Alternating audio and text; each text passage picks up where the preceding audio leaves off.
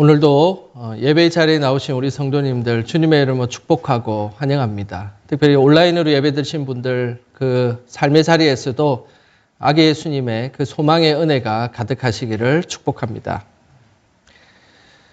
좋은 것을 얻기 위해서는 기다림이 필요합니다. 특별히 식물을 키워 열매를 얻으려고 할 때 우리는 기다려야 합니다. 씨앗을 뿌린 다음 물을 주고 기다립니다. 그리고 어느 날 싹이 나오고 그 싹에는 또 꽃이 피고 그리고 꽃이 지고 나면 그제서야 열매가 맺힙니다. 씨앗에는 무한한 미래가 담겨 있지만 기다리지 못하면 열매를 맺을 수가 없습니다. 한 시인은 봄부터 대추 한 알이 열리기를 기대하면서 기다렸습니다. 가을이 되어 대추가 열렸습니다. 시인은 긴 기다림을 통해 대추가 열리기까지 겪는 고난과 역경을 그 기다림 속에 깨닫게 된 것입니다. 장석주 시인의 대추 한 알이라는 시를 제가 한 편 읽어드리겠습니다. 대추 한 알, 장석주. 저게 저절로 붉어질 일 없다. 저 안에 태풍 몇 개, 저 안에 천둥 몇 개, 저 안에 벼락 몇 개, 저 안에 번개 몇 개가 들어서서 붉게 익히는 것일게다. 저게 혼자서 둥그러질 리는 없다. 저 안에 무서리 내리는 몇 밤, 저 안에 땡볕 두어 달, 저 안에 초승달 몇 달이 들어서서 둥글게 만드는 것일게다. 대추야, 너는 세상과 통하였구나. 시인은 대추 한 알이 열리어 붉게 익기를 기다리다가 대추가 세찬 비바람과 천둥 번개를 견디며 나무에 매달려 있다는 사실을 깨닫게 됩니다.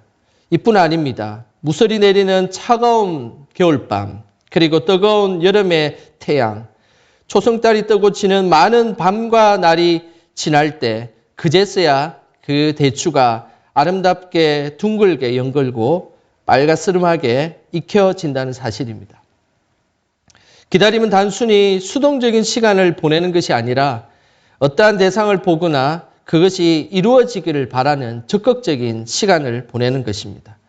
그렇기 때문에 기다림 속에는 그 대상과 그리고 그 사물이 어떤 사연을 갖고 그렇게 되었는지를 깨닫게 되기도 하고 이해하는 시간이 되기도 합니다. 오늘 본문에는 메시아를 기다렸던 두 명의 인물이 등장합니다. 바로 시므온과 안나입니다. 이 두 사람에게 공통적인 것이 있습니다. 그것은 바로 메시아를 기다렸다는 사실입니다.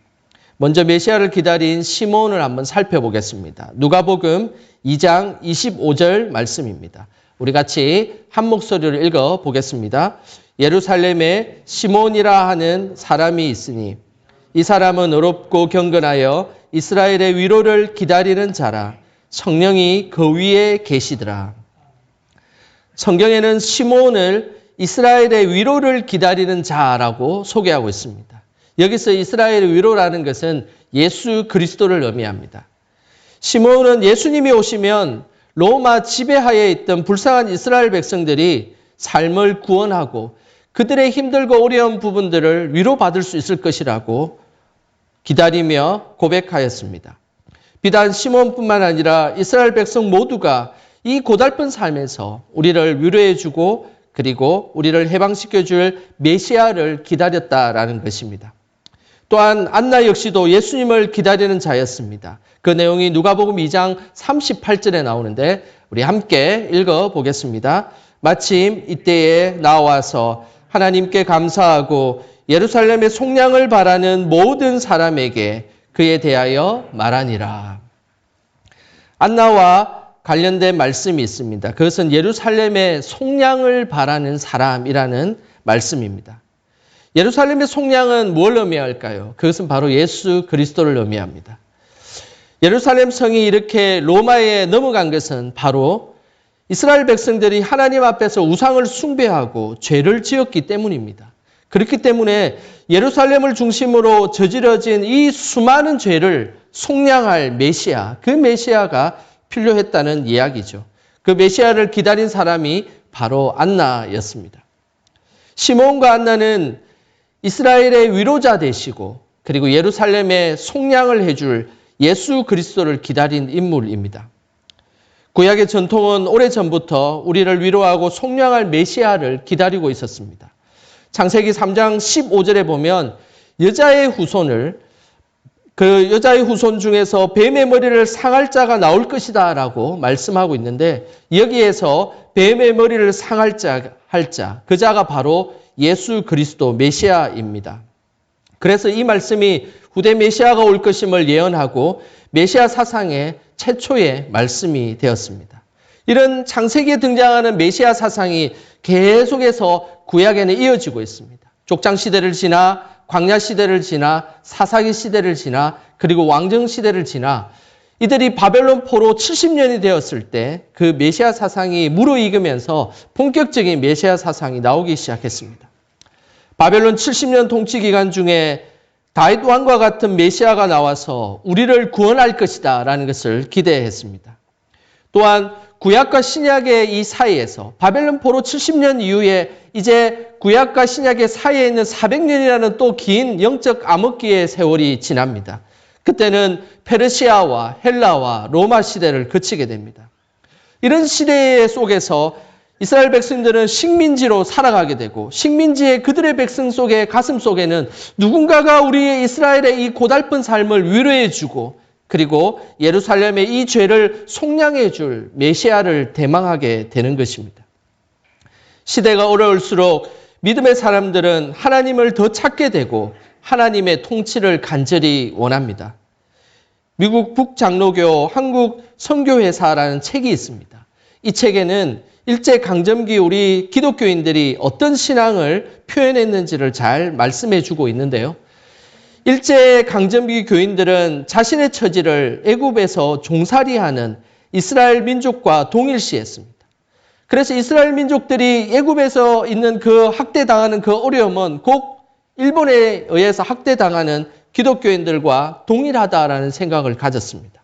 그래서 집회 때마다 민족의 출애굽을 위해 그리고 일본을 위해 뜨겁게 기도했던 흔적들이 그곳에 있었습니다. 그들은 하나님 나라를 독립국가의 상징으로 받아들였습니다. 또한 당시 신앙인들은 종말신앙을 바탕으로 3.1운동에 참여했습니다. 이 종말신앙은 하나님께서 일제의 통치에서 벗어나게 할 것이고, 그리고 하나님께서 일제를 심판할 것이다 라는 것을 믿으면서 하나님 앞에 나아간 것입니다. 이렇듯 하나님은 우리의 삶이 힘들고 어려운 순간에 하나님을 찾게 하시고, 궁극적으로는 메시아를 통해서 우리의 삶의 모든 문제를 해결하길 원하십니다. 예수님은 구약과 신약 한가운데 도저히 인간이 이제 이 어려움을 해결할 수 없는 바로 그 순간에 예수님이 나타나셨습니다. 총체적 난국과 같은 그 어려운 가운데 예수님이 오셔서 예수님께서 모든 문제를 해결해 주시고 우리에게 진정한 구원을 선물로 주셨습니다. 예수님을 만난 시몬에게는 하나님께서 특별한 계시를 주셨습니다. 그 계시가 26절에 나오는데 우리 26절 말씀 같이 읽어보겠습니다. 그가 주의 그리스도를 보기 전에는 죽지 아니하리라 하는 성령의 지시를 받았더니, 시몬에게는 아주 특별한 운명이 있었습니다. 그것은 바로 예수님을 보기 전에는 죽을 수 없는 운명이었습니다. 26절 말씀에 누가복음이 전해지는 아주 중요한 의도가 숨겨져 있습니다. 그것은 시몬이 예수님을 기다린 것이 아니라 성령께서 예수님을 기다리게 하셨다라는 사실입니다. 시몬은 성령의 사람으로 성령의 지시를 받았고, 예수님이 예루살렘 성전에 오셨을 때도 성령의 감동에 의해서 예수님을 만났습니다. 결국 인간의 관점에서는 예수님을 기다리고 대망한 것이지만, 하나님은 예수님을 통하여서 우리에게 보내주셨고, 그리고 예수님이 우리에게 찾아오셨다라는 사실입니다. 이 놀라운 사실을 시몬이 깨달았습니다. 그 깨달음이 30절과 31절에 나오는데 우리 연이어서 두 말씀 읽어보겠습니다. 내 눈이 주의 구원을 보았사오니 이는 만민 앞에 예비하신 것이요. 시몬은 30절에 고백하고 있기를 자신이 예수님의 구원을 보았다고 이야기합니다. 하지만 31절을 보면 만민 앞에 예배하신 것을 고백하고 있습니다. 이것은 예수님이 우리에게 찾아오셨고 그리고 하나님께서 예수님을 통하여서 우리를 만날 수 있도록 준비시키시고 예비하셨다라는 말씀입니다. 그래서 예수님의 오심을 기다리는 대림절의 기본 정신은 우리가 주인공이 아닙니다. 바로 예수님이 주인공이 되어야 한다는 것입니다. 우리가 기다리고 우리가 예수님을 만나러 찾아가는 것이 아니라 예수님께서 우리를 만나러 오셨고 그리고 우리는 거기에 대해서 응답하고 반응하는 것입니다.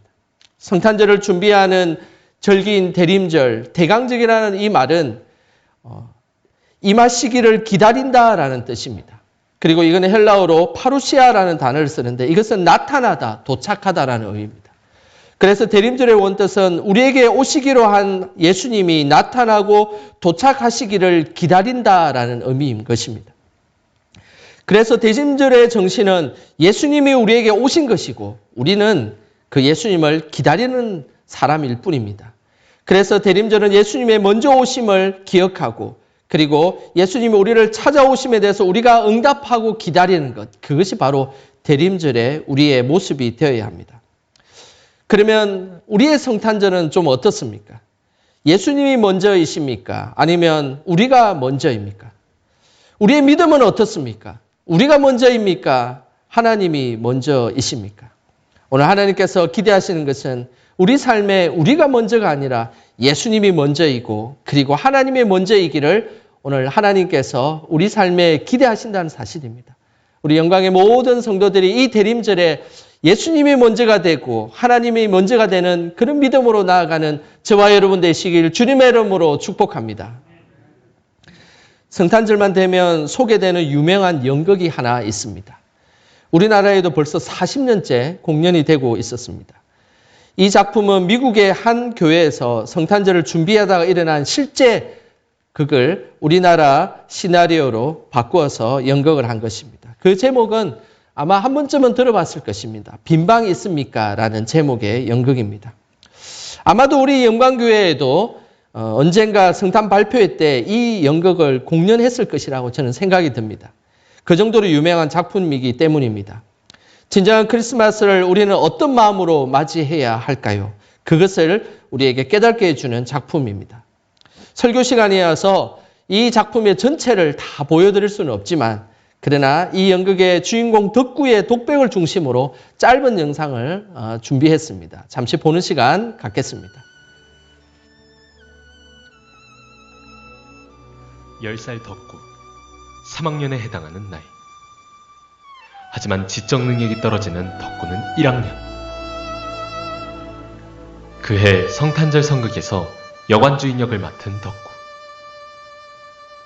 연극이 시작되고 문을 두드리는 마리아와 요셉. 극본에 따라 방이 없으니 다른 곳으로 돌아가라고 매몰차게 소리를 지르는 덕구. 그리고 다시 한번 간절히 요청하는 요셉과 마리아. 우리는 너무 멀리에서 왔어요. 그리고 아내는 금방 출산을 할 것 같아요. 제발 방을 좀 내어주세요. 다시 한번 안 돼요. 우리 여관에는 방이 없어요. 다른 데 가서 알아보세요. 라고 이야기해야 하는 덕구. 하지만 아무런 대사도 하지 않고 가만히 서 있는 덕구. 지적 능력이 떨어진 아이임을 아는 선생님이 뒤에서 대사를 읽어줍니다. 그래도 가만히 서 있기만 하는 덕구. 더 큰 목소리로 대사를 읽어주자 그때서야 덕구가 대사를 이어갑니다. 안 돼요. 방이 없어요. 가세요. 슬픈 얼굴로 돌아서는 마리아와 요셉. 그런데 그때 극본대로 문을 닫고 들어가야 할 덕구가 돌아서는 요셉을 보고 눈물을 흘립니다. 그리고 소리를 지릅니다. 요셉! 가지 마세요. 내 방을 쓰세요. 어서 내 방으로 들어오세요.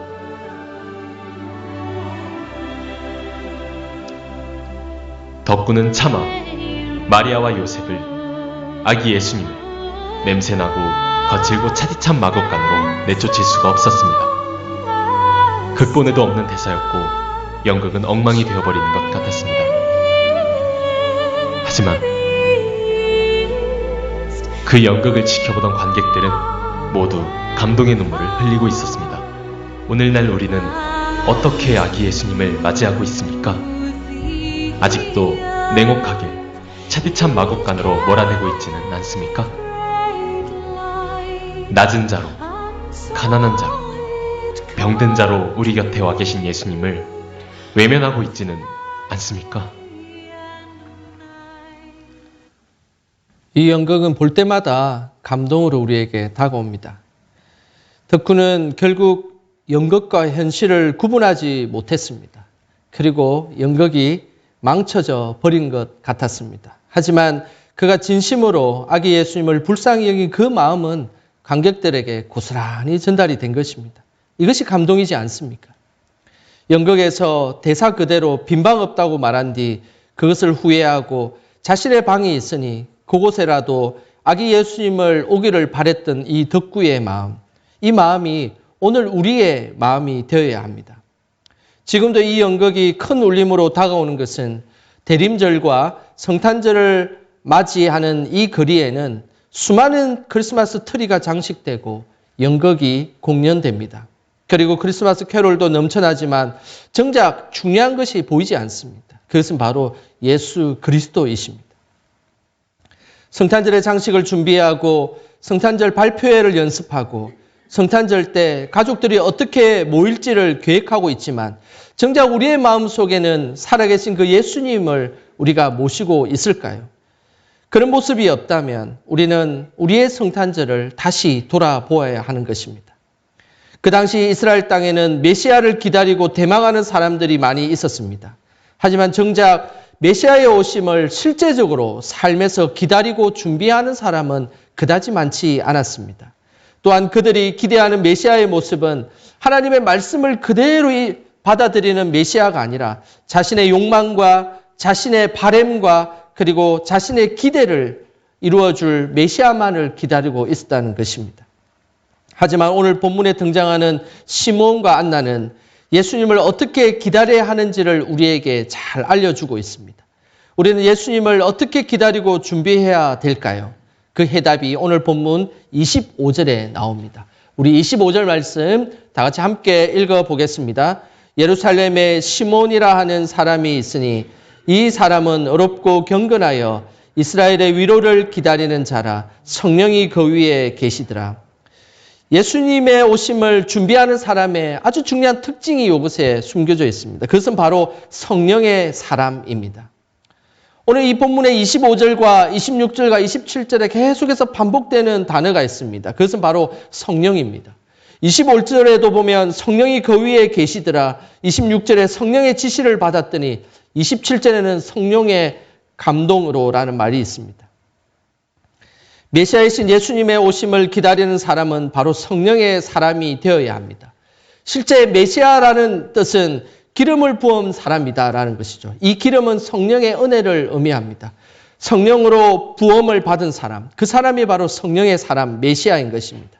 결국 하나님의 영은 하나로 통하기 때문에 메시아를 알아볼 수 없는 것은 우리가 성령의 사람이 될 때, 그리고 우리는 온전히 이 메시아를 알아볼 수 있기 위해서는 성령이 사람이 될 때 메시아를 알아볼 수 있는 것입니다.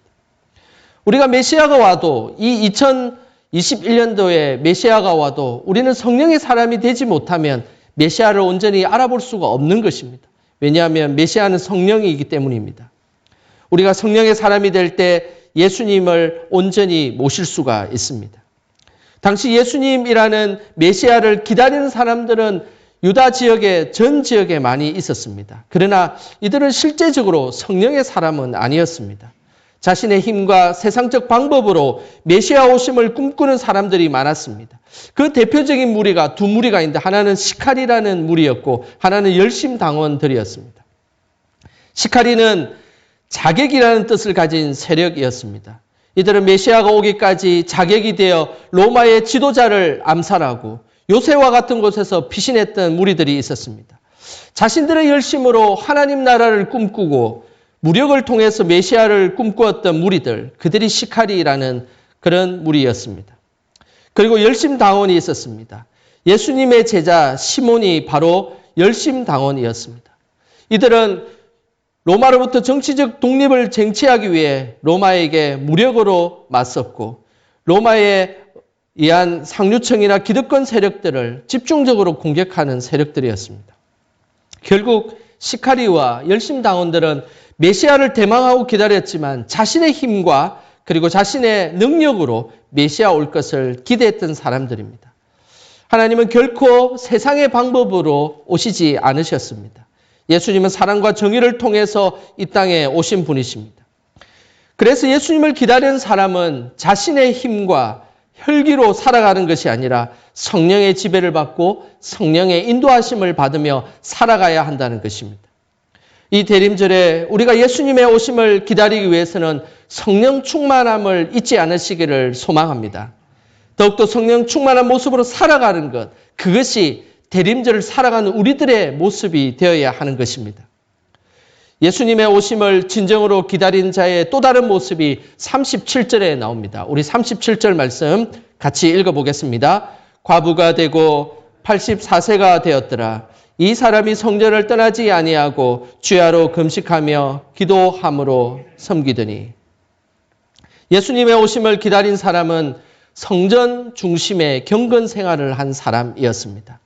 진정으로 예수님을 만났던 사람은 성전을 중심으로 그곳에서 금식과 기도로 하나님 앞에 나아갔던 자들이었습니다. 그래서 안나는 예수님을 만날 수가 있었습니다. 당시 유대인들은 기본적으로 메시아가 베들레헴에서 나오고 그리고 왕이 될 것을 다 알고 있었습니다. 하지만 그들이 생각하는 이 메시아 사상은 하나님이 원하시는 메시아 사상이 아니었습니다. 잘못된 메시아 사상 중에 하나는 초월적인 메시아 대망 사상이었습니다. 이들은 예수님이 육체로 오신 것을 부인했습니다. 그리고 예수님이 십자가 처형에 당한다는 것은 생각조차 하지 못했습니다. 왜냐하면 예수님은 초월적 능력을 통하여서 이스라엘 백성들을 구원할 것이라고 그들은 생각했기 때문입니다. 어쩌면 우리도 그렇지 않습니까? 현실이 어렵고 힘들 때 슈퍼맨과 같은 그런 위대한 사람이 나타나가지고 우리의 삶의 문제를 단번에 해결해 주기를 우리는 기대하고 있지는 않습니까? 1초 만에 지구를 한 바퀴 돌고 산을 들어서 저쪽으로 옮길 수 있는 초월적인 그 힘이 우리에게 찾아와서 우리의 모든 문제를 다 해결해 주었으면 좋겠다라고 고백할 수 있습니다. 하지만은 예수님은 그런 방법으로 우리에게 오시지 아니하셨습니다. 천군 천사들을 동원할 수도 있었고 수만 명을 한 번에 먹일 수 있는 그런 능력을 가지고 계셨고 보여주셨지만 궁극적으로 우리에게 구원을 이루신 것은 바로 십자가를 통해서 구원을 이루셨습니다. 더 힘을 빼고 더 힘을 빼어서 죽음으로 우리에게 구원을 이루셨습니다. 이 땅을 초월하신 분이 아니라 이 땅의 삶에 철저하게 더 깊숙이 들어가셔서 우리에게 구원을 주시고 축복으로 안내하신 분, 그분이 바로 우리의 예수님이십니다. 그 당시 잘못된 메시아 사상 중에 또 다른 사상이 있었습니다. 그것은 정치적 메시아 대망 사상이었습니다. 로마의 통치 아래에 있었던 이스라엘 백성들은 기대하는 그들의 왕이 있었습니다. 그 왕은 바로 다윗 왕이었습니다. 다윗 왕과 같은 왕이 등장해서 로마를 물리쳐 줄 것을 기대했습니다. 오늘 본문에 누가복음이 써질 당시는 AD 60년에서 63년 정도의 누가복음이 써졌습니다. 그 당시의 황제는 바로 악명 높았던 네로 황제였습니다. 당시 역사학자 요세푸스는 고대사라는 책에 네로 황제는 진리가 전혀 없는 사람이고 사치와 무모한 방탕에 빠진 남봉꾼이다라고 평가를 했습니다. 무엇보다 기독교인들의 박해가 시작되면서 네로 황제는 바로 그야말로 적그리스도라는 생각을 갖게 되었습니다. 네로 황제의 초상화는 그 전혀 남겨지지 않을 정도로 네로 황제에 대해서 적그리스도처럼 대했습니다. 초대 기독교의 대표적인 인물이었던 베드로와 바울 역시도 순교를 했던 시기가 바로 그 시기였습니다. 그러니 그들 속에 대망하고 있고 그들 속에 가지고 있던 메시아는 바로 정치적인 메시아였습니다. 예수님께서 다시 오셔서 재림하시면 이 로마 네로와 같은 황제를 다 물리치고 세상의 황제가 될 것을 그들은 꿈꾸고 있었던 것입니다. 예수님은 충분히 로마의 황제가 될 수 있는 분이셨습니다. 그들이 기대하는 정치적 메시아도 될 수 있었습니다. 하지만 잘 기억하십시오. 예수님이 네로 황제를 물리치고 그곳의 왕이 되셨다면 과연 예수님은 우리 전 인류의 왕이 되실 수 있었겠습니까? 그것은 이스라엘만의 구원자가 되었을 것입니다. 그러나 하나님께서 원하시는 구원의 방법은 그 이스라엘에만, 로마에만 국한된 메시아가 아니라 전 인류를 구원할 메시아를 하나님께서는 원하셨습니다. 결국 정치적 메시아를 꿈꾸는 이들은 성전 중심의 신앙이 아니라 황제의 왕궁 중심의 세속적 메시아를 꿈꾸고 있었던 것입니다. 이것은 하나님께서 원하시는 모습이 아닙니다. 우리가 대림절에 기다리는 참된 메시아는 어떤 메시아일까요? 바로 누가복음 2장 14절에 그 내용이 나옵니다. 우리 같이 한 목소리로 읽어보겠습니다. 지극히 높은 곳에서는 하나님께 영광이요 땅에서는 하나님이 기뻐하신 사람들 중에 평화로다 하니라. 대림절의 참된 메시아는 하늘의 영광이 되는 것입니다. 내가 그 영광을 가리거나 내가 그 소망을 가려서 그 영광을 차지하는 그런 메시아가 아니라 하나님께만 영광을 올리는 메시아이다는 것입니다. 그리고 이 땅에 사람들과 싸우고 갈등을 일으키는 그런 곳이 아니라 바로 하나님이 기뻐하시는 사람들 중에 평화의 왕으로 오신 메시아, 그것이 참된 메시아인 것입니다.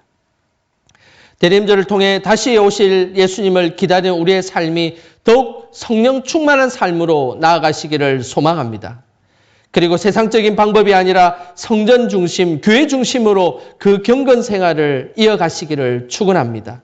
그때에 이번 대림절은 다시 오실 예수님을 기대하고 소망하고 항상 성령 충만함으로 하나님 앞에 나아감을 통해 이 땅의 삶에 우리가 원하는 메시아가 아니라 하나님께서 원하시는 메시아를 기다리며 살아가는 그 대림절, 그것이 이 시기에 하나님께서 원하시는 대림절의 모습입니다. 아기 예수님의 그 대림절의 축복과 사랑이 우리 성도님들의 가정과 은혜가 가득하시기를 주님의 이름으로 소원합니다. 기도하겠습니다. 하나님 아버지, 죄 많고 부족한 저희들에게 예수님을 보내주시고 다시금 예수님을 소망하게 해주셔서 감사드립니다. 이번 대림절에는 예수님을 더 깊이 묵상하게 하시고 우리 삶에 예수님과 동행함으로 친밀해지는 시간이 되게 하옵소서. 매 순간 성령 충만함을 잃지 않게 하시고 성전 중심의 신앙을 함으로써 하나님께 영광 돌리는 삶이 되게 하옵소서. 하늘의 영광과 땅의 평화의 왕으로 오신 예수님의 이름으로 기도드립니다. 아멘.